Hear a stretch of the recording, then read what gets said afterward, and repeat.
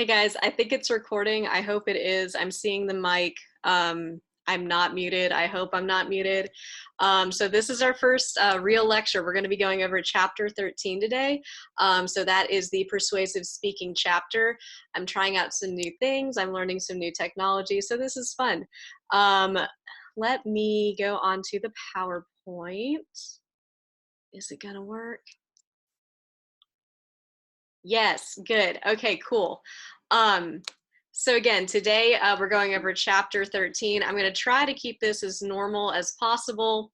So again, PowerPoint slides. This is also posted to Canvas under the course lecture slides tab. So if you want to follow along, you can. If you want to look at it later, you can. And there are some other things that I will be posting as well, and I will keep you all posted on that. So we're going to go over chapter 13. We are going to talk about the actual assignment. It's obviously going to look a little bit different because we're not meeting in person, but we're going to try to keep it as normal as possible. So let's talk a little bit about persuasion. So persuasion is the process of influence. And it is rooted in rhetoric. So rhetoric is a super fun term. Rhetoric is finding the available means of persuasion. So I study rhetoric, and what that means is that I look at different texts and I say, this is what the speaker was trying to say. This is how the speaker was trying to persuade the audience. And so persuasion is incredibly important to rhetoric. There are two terms that are kind of used a little bit interchangeably, but they are different for sure. So persuasion is the process of influence. Rhetoric is finding that means of persuasion in text, in speeches, in rhetorical artifacts of any kind. So where did persuasion originate? This is not in your textbook. This is a little fun fact. It originated in ancient Greece. It's a bunch of guys who got together and made a sport out of arguing with each other. That is essentially what persuasion started as. That's not a technical definition, that is my definition, but it's not in your textbook. And it's always good to know where these things start. So a big issue that a lot of people have with persuasion is that sometimes it can feel dishonest, it can feel coercive. I worked in sales for a little bit, and I didn't like the way that I had to persuade people. I was like, this feels kind of manipulative. And persuasion can kind of venture into that territory. But when you're a persuasive speaker, it's important to keep in mind ethical stances. So we talked about ethics a while ago, different ethical perspectives. And your book goes into different ethical stances. So these are the three big ones. First, as a persuasive speaker, you need to use your actions as well as your words in order to persuade. So your actions are going to be more persuasive than your words, because we all know somebody who talks a big game and doesn't actually back it up. And as a persuasive speaker, that's not a good thing to do. You'll hurt your credibility. You will hurt your persuasion in that way. And in fact, if you want to give a persuasive speech on a topic that you are very much invested in, whether it's an organization that you're a part of or a cause that you are behind, that's actually going to make you more persuasive. Whenever I present my research, I always tell people like, hey, I was a former NCAA athlete. Here's why the NCAA is awful. And that lends me some credibility and it makes me more persuasive. So using your actions and your words and your interests as well is a good way to become a more ethical speaker and to help your persuasion as well. It's also good to consider your relationship with the audience. Your textbook talks about an I-thou relationship with between the speaker and the audience. I know that we are obviously not meeting in person, but you should still be practicing these speeches as if you're talking to an audience, just because if you want to take this assignment seriously, and you want to really get something out of this semester, it's good to treat things as normally as possible. And so that's kind of the attitude I want us to take on moving forward with the speeches, because I know it's not an ideal situation. I know this isn't the most fun way to deliver a speech. I know we're not getting as much out of a public speaking class right now as we would like. It's a really big deal to have an audience when you are doing public speaking, I think, just because it gives you that more real life kind of feel. It's good practice to practice in front of people. But we're social distancing, so we can't do that. But content wise, you should still be considering your relationship with the audience, not treating people like objects, not treating people like projects. You do want to persuade them and you want to influence them, but you want to be smart about it and you want to treat your audience like human beings. So let's talk about the veil of ignorance next. This is actually an ethical stance for a listener rather than the speaker of a persuasive speech.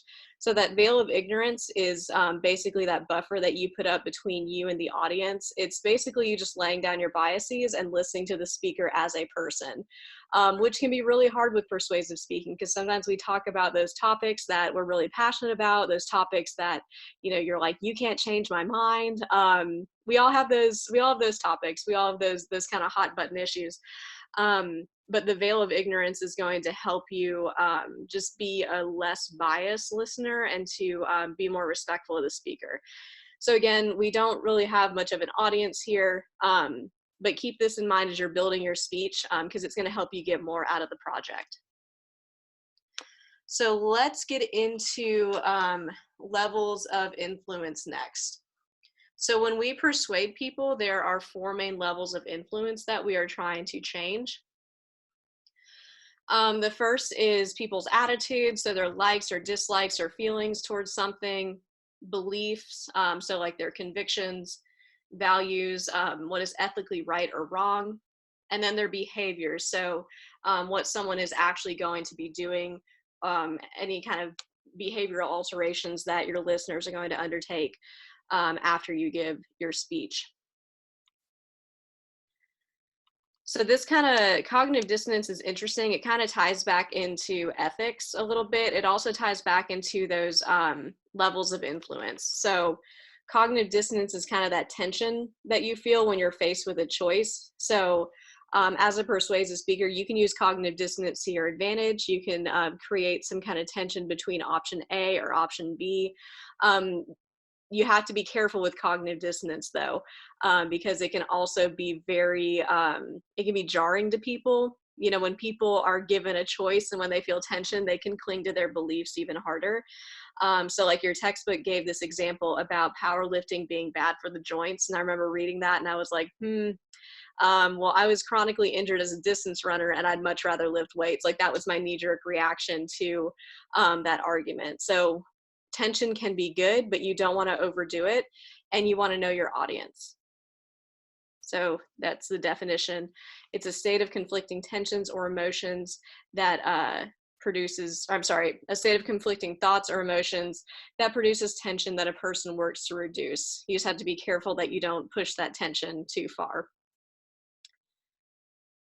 So your textbook also goes into Maslow's hierarchy of needs. This is actually rooted in psychology. The SparkNotes version of it is that in order for people to reach those needs of self-actualization, so that's like the morality, the creativity, the doing the right thing kind of persuasive levels, you have to, their psychological needs have to be met. So like their basic level needs have to be met first. So this goes into audience analysis too. For example, if you want to persuade people to donate to a charity, you have to understand that these people that you're talking to, like they have to have their basic income needs met before they can reach those goals of self-actualization. So again, we don't really have an audience this semester, so Maslow's hierarchy is not going to be as applicable, but it's always good to keep that in mind. You have to understand the needs of your audience before you try to persuade them of something. So again, designing your message so that your action is connected to the needs of the audience. So your textbook goes into 6 different principles of persuasion. So these are the things, these are the reasons that people react to persuasion. And so the first one, let's talk about that first one. The first one is reciprocation.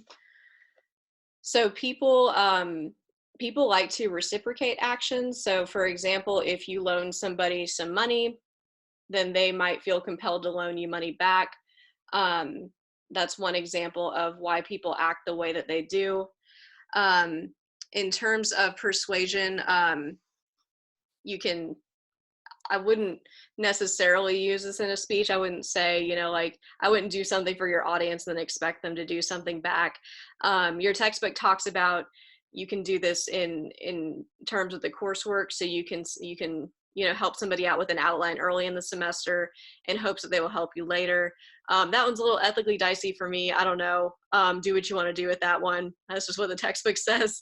Um, and then the second one, commitment and consistency. So we like to create these habits. We like to keep that up. If you can get somebody in a habit, if you can get yourself in a habit, you're more likely to keep that habit up. And so as a persuasive speaker, if you want someone to start a habit, then that's a good way to, or that's a good appeal to make.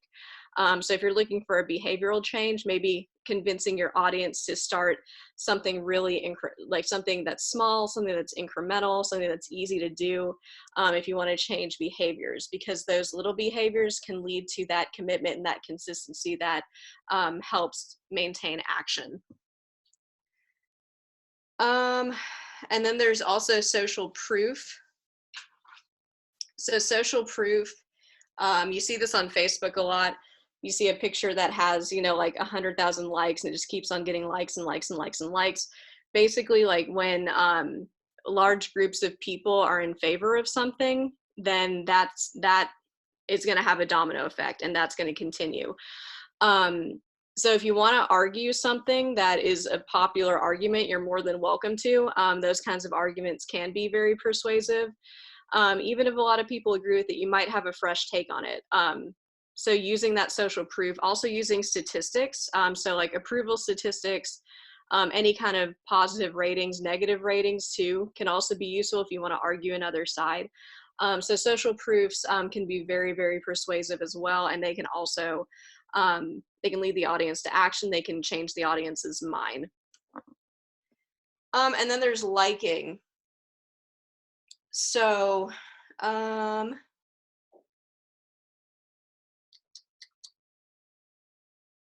sorry, I totally lost my place in my notes. Yeah, so I'm sorry, so we are more likely to say yes. I just found, sorry, I've gotten like no sleep. But we are more likely to say yes to people that we like. So when you're citing sources, for example, you might want to find a testimony from someone who is well liked. You might want to find some kind of evidence from somebody who is popular and credible. Keep credibility in mind. And as a speaker, you can also make yourself likable with your nonverbals, with your tone, in other presentations, in the way that you answer questions, in the way that you engage your audience as well. Humor can make people a lot more likable. So keep that in mind as you're giving your presentations. You want to be a likable speaker. And then authority. So authority is very closely related to credibility. So you want to appeal to authority as often as you can in your presentation. So using good sources, appealing to your own credibility, trying to find the most primary source possible.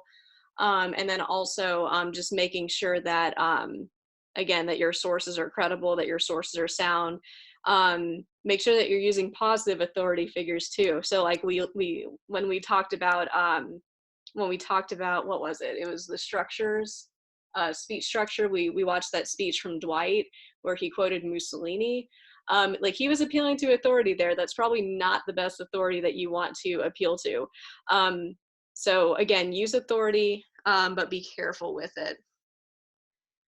And then scarcity refers to the access to learning. So for example, I'm sure everyone has heard, like, you only get 4 years in college and that time goes by fast. So that's an appeal to scarcity. So if you're talking about maybe the environment, if you're talking about something like if time is running out to act, appeal to that scarcity, because it's going to cause the sense of urgency and it's going to make people want to act quickly. There's some of those issues you do have to be careful with. I know that there's a lot of resistance to talking about like climate change and things like that. I don't mind if y'all want to talk about that. I kind of feel like some of those issues are a little bit overdone We hear a lot about, you know, things like healthcare, abortion, climate change, and things like that. Those topics are not off limits. I'm not gonna deny you for doing for tackling a controversial topic. Um, but just keep in mind that I've probably heard a lot of these arguments. But if you are talking about something where like there's a bill being passed, there's time running out, something like that, scarcity is a good way to go. All right, so let's talk about different types of questions. So when you are giving a persuasive speech, or when you're giving any kind of speech, you're going to be addressing some kind of question. So with an informative speech, you're going to be talking about, or I'm sorry, with persuasive speeches, you can do fact, value, or policy. For the purpose of this class, I want everyone to pay attention here. We're going to be focusing solely on questions of policy, and we'll get more into that in just a minute. And I want to point out all three of these because it can be really easy to slip into the first two questions rather than focusing on a question of policy. But we do want to be focusing on questions of policy. So a question of fact centers on the reality. Is this true or not? Is the earth flat? Please don't give a flat earth speech. But is this true or not? Is essentially a question of fact. It's concerned with reality. A question of value that involves the ethicality of a given topic. Is this right or wrong? Should people be going to beaches during the coronavirus pandemic? That is a question of value. And then questions of policy involve action. So it can be based on a question of fact or value, but the key importance here is that it calls the audience to action. So all of our speeches are going to have an action step in them. That's very, very important moving forward. All right, so again, our persuasive presentations are going to be about questions of policy. So again, it's outlining that plan of action that needs to be adopted or followed to alleviate some kind of problem. That is what a question of policy is. And all of this information is on page 363 if you're more of a reading kind of learner. Oh, I touched my face. I'm not supposed to do that. But this is all on page 363 if you want to check that out and get more details on it. But basically, a question of policy is going to offer some kind of plan of action that's going to alleviate a problem. So that's how we're going to be structuring our speeches. If you want to get started looking forward, then here's essentially what this presentation is going to look like. I've divided it up into 4 parts because I know that some of us are probably craving some structure right now. My type A people, that's me. So first of all, there's the written portion of the speech. It's no different than what we've been doing, so don't let that freak you out. Basically, it's that typed outline that's posted to Canvas under the, I believe it's under the informative folder, but I'll move it to persuasive as well. So I'm going to be putting everything in the persuasive speaking folder. So you need your typed outline right here. It's just this nice little handy layout where you can just like not copy and paste, but you can like plug in your variables. So your attention getter, the reason to listen, the credibility, all of that. And then you have your reference page. It's an APA again, so nothing different there. So those are the 2 written documents that you're going to have to turn in. This is all going to be via email. I'm not enamored with that because I've been getting so many emails lately, but it's all going to have to be via email, and that's fine. So as far as the research goes, so you need at least 4 current sources. We are upping the sources on this presentation.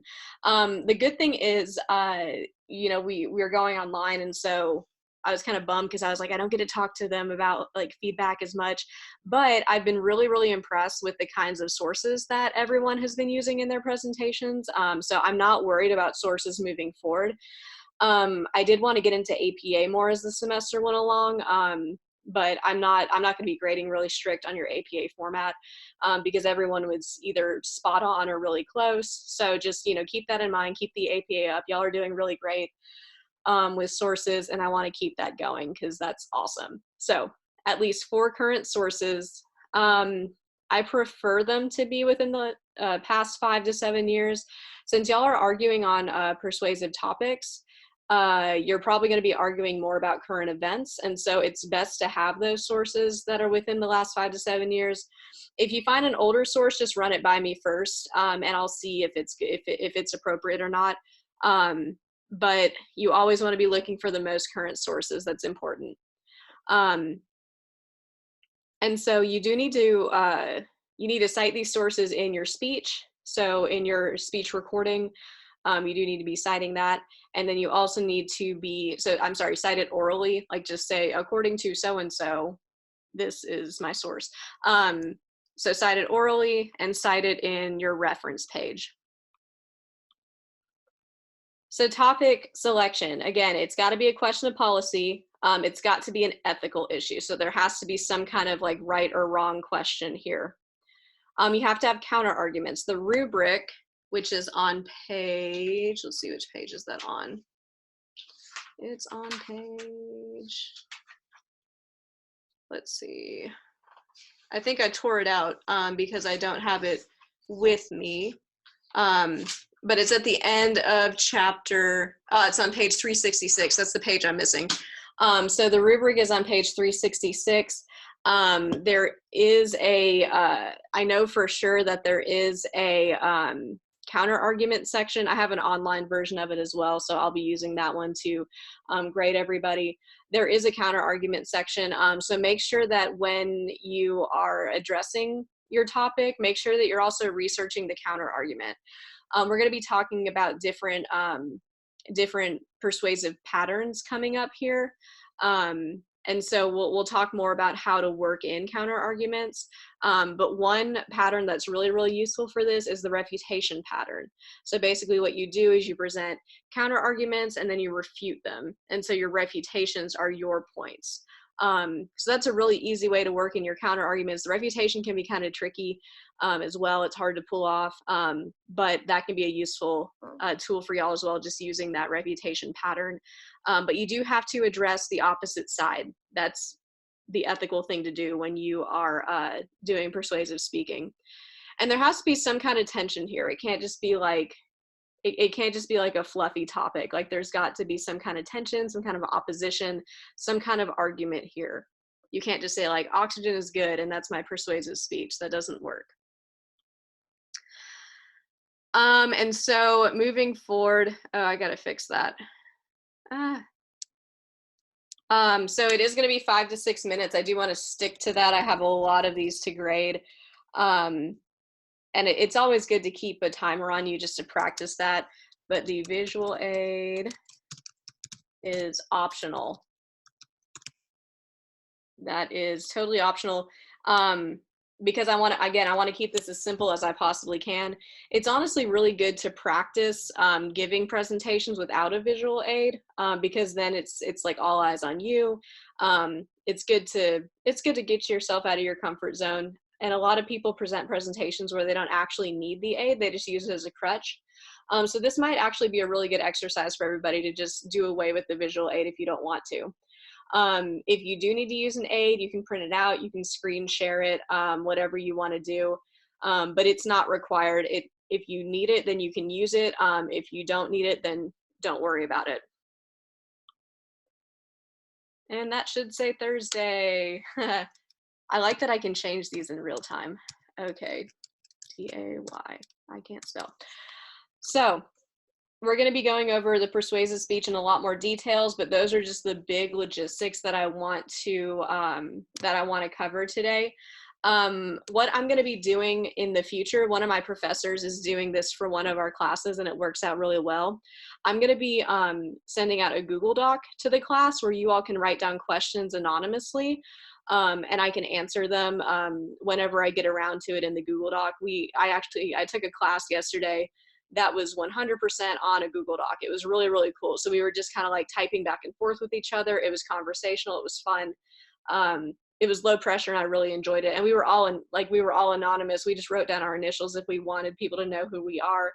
But I'll be releasing that with this lecture. So keep an eye on your inbox for that Google Doc link. And if you have any questions about chapter 13 or any of the chapters at all, you can go ahead and post them there. You can always email me, comment on the video, send me a message in Canvas, whatever you want to do if you have any questions. But we're going to be going over the, oh wait, no, that should say, I'm sorry, I had it right. That should say Tuesday. I had it right. I second guessed myself. I was overthinking. Okay, so this is actually going to be on Tuesday. Tuesday let's see, what is today? I like that I can do this too. Okay, so today is the 2nd. We're going to be going over this on Tuesday the 7th.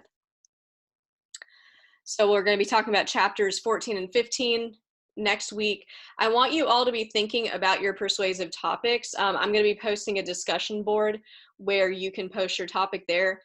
For the persuasive speeches, I will be going through them and I will be letting you know if they are good or if they are not, because I want to make sure we are focusing on questions of policy, because there can be some gray area there and some confusion there. So I want to make sure we're focusing on questions of policy, so picking a problem and a plan of action to fix it. If you have not turned in your informative self-evaluation, just do that when you can. I don't want y'all to stress over that. I have been way behind on grading, so I'm not like gonna hold you guys any strict deadlines with your informative evaluations. That's not fair because I haven't even finished grading them yet. And that's all I have moving forward. I haven't updated the deadlines yet on Canvas. I apologize. It's been a little bit of a crazy week, but I will get around to those ASAP. And that's all I have for everybody right now. So again, please be in contact with me if you have any questions. Be emailing me. How do I do this? Oh, cool. Okay, yeah. So be in contact with me, be emailing me. If you have any questions, let me know, and just let me know if I can be of any help to you all outside of class as well. Times are crazy, but we're keeping it as normal as possible, and I will see you all. Oh, one more thing. I will be on